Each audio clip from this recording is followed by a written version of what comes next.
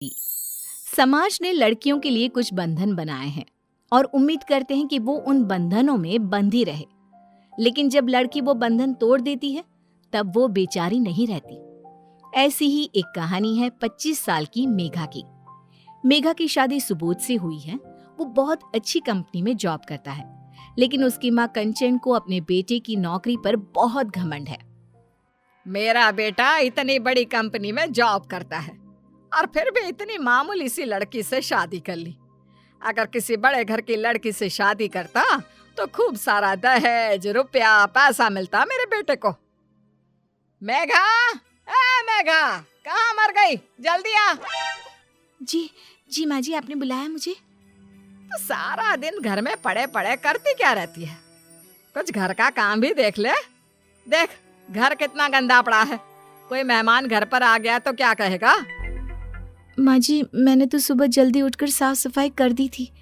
देखिए तो घर तो साफ है। मैं अपना खाना बनाने जा रही हूँ। बस तुझे तो काम ना करने के बहाने चाहिए। अरे मत कर कुछ काम, जाकर आराम से सो जा। मैं खुद कर लूंगी। बुढ़ापे में बस यही देखना बाकी रह गया था।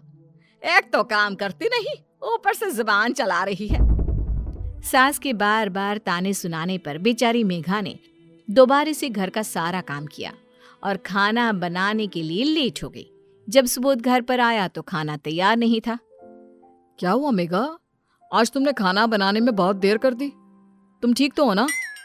इसे क्या होगा? बिल्कुल ठीक है ये। अरे बस सोती रहती है दिन रात। यह नहीं कि घर का कुछ काम कर ले। इस तरह कंचन मेघा को बहुत परेशान करने लगी थी। एक दिन कंचन ने सुबोध से कहा, सुबोध, मेरी मान तू अपनी पत्नी को तलाक दे दे। मैं तेरी शादी किसी अच्छी और अमीर घर की लड़की से करा दूंगी। ये मुझे बिल्कुल पसंद नहीं। ना तो ये कुछ काम करती है, ना किसी चीज का ध्यान रखती है। हमें कुछ ना कुछ तो करना ही पड़ेगा ना बेटा। माँ, कैसी बात करती हो आप? मैं मेघा से बहुत प्यार करता हूँ, उसे तलाक नहीं दे सकता। और आज के बाद मुझसे इस बारे में आप कभी कोई बात नहीं करेंगी, समझिए आप? सुबोध गुस्से में वहां से चला जाता है और कंचन सोचने लगती है, इस मेघा नाम की बला ने न जाने क्या जादू कर दिया है मेरे बेटे पर। आज मैं प्रण लेती हूँ कि मेघा को तो इस घर से और अपने बेटे की जिंदगी से निकलवा कर रहूंगी। एक दिन कंचन और सुबोध को पता चलता है कि मेघा माँ बनने वाली है।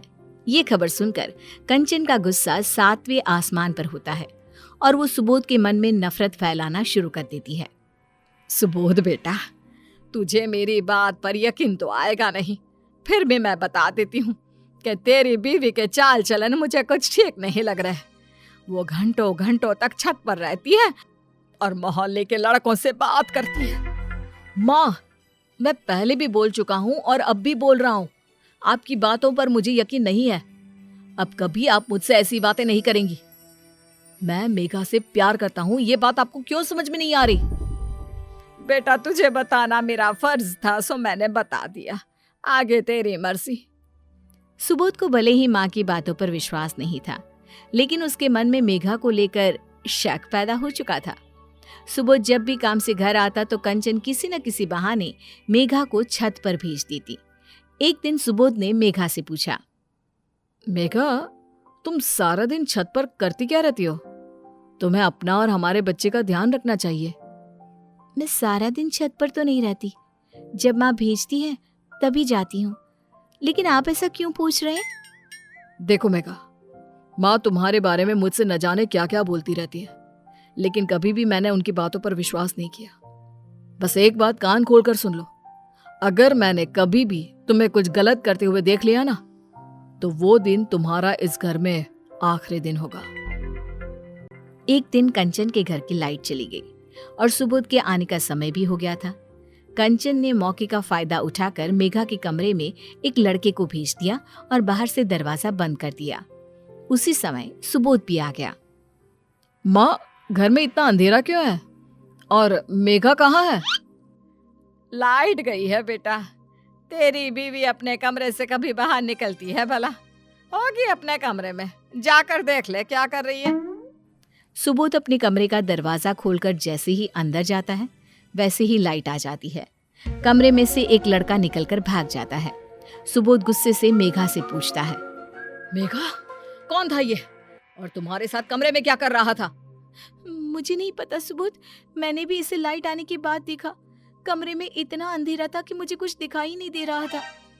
माँ मुझे हमेशा समझाती रही कि तुम अच्छी नहीं हो, तुम्हारा कई लड़कों के साथ चक्कर चल रहा है, लेकिन मैंने माँ की बात कभी नहीं सुनी। मैंने तुमसे कहा था ना कि अगर ऐसा कभी हुआ तो मैं तुम्हें घर से निकाल दूंगा। सुबोध, ये क्या कहे जा रहे हो? ये सब सच नहीं है। आप मुझ पर शक कर रहे हो? मेघा ने अपनी सफाई में बहुत कुछ कहा, लेकिन सुबोध अपनी माँ के फैलाए जाल में फंस चुका था। उसने अपनी पत्नी की एक भी नहीं सुनी और उसको धक्के मारकर घर से निकाल दिया। अब कंचन का रास्ता साफ था। उसने सुबोध की शादी अमीर घर की लड़की सौम्या से करवा दी, जो अपने साथ बहुत सारा दहेज लाई थी। अब आई है मेरे बेटे के टक्कर की बहू। अच्छा हुआ उस कलमुही से मेरा और मेरे बेटे का पीछा छूट गया। सौम्या और सुबोध की शादी को कई दिन बीत गए। कंचन ने सौम्या को घर के काम में हाथ बटाने के लिए कहा तो सौम्या ने अपनी सास को 4 बातें सुना दी। माँ जी, मैं यहाँ आपके घर का काम करने नहीं आई हूँ। आप तो दिन भर लेटी रहती हो, थोड़ा काम कर लोगी तो आपका कुछ बिगड़ नहीं जाएगा।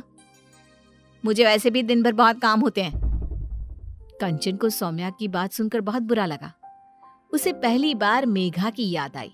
वो बिना कहे सारे काम कर देती थी। इस तरह सौम्या जब देखो कभी अपनी सास से तो कभी अपने पति से लड़ती रहती। इतने दिन हो गए मुझे इस घर में आए हुए, लेकिन आप दोनों ने मुझे कभी चैन से नहीं रहने दिया। कभी बोलते हो कपड़े धोले, कभी बोलते हो बर्तन धोले। अगर यही सब करवाना था तो कोई नौकरानी ले आते। शादी करने की क्या जरूरत थी आपको? और माँ जी, आपने मुझे बिना ताने मारे कभी कुछ खाने को दिया है? जब देखो ताने मारती रहती हो। पता नहीं मेरे माँ बाप ने कहाँ फंसा दिया मुझे। हे भगवान, कैची की तरह जुबान चलती है इसकी। मेरी पहली वाली बहू तो कुछ नहीं बोलती थी, बस अपने काम से काम रखती थी। वो किसी गरीब घर की बेचारी सी लड़की होगी जिसने आप लोगों को इतनी आसानी से छोड़ दिया। अगर मुझे इस तरह परेशान किया ना तो मैं आप दोनों को जेल की चक्की पिसवा दूंगी।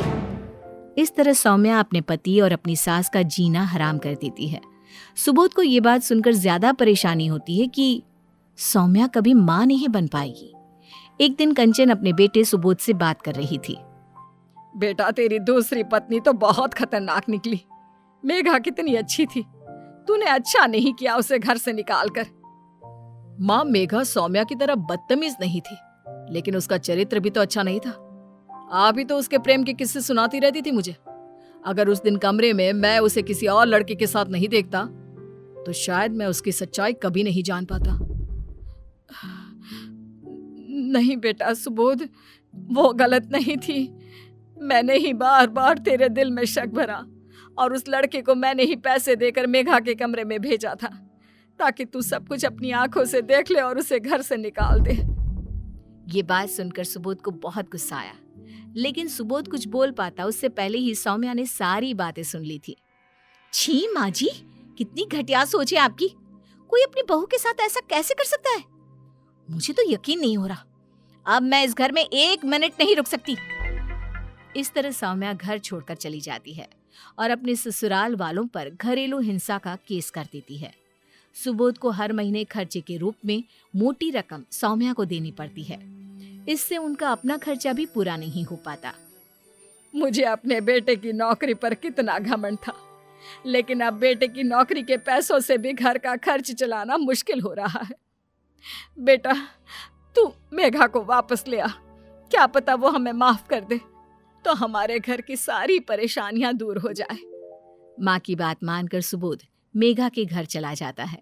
वो देखता है कि मेघा एक छोटे से बच्चे के साथ खेल रही है। वो किसी अच्छी कंपनी में जॉब करती है।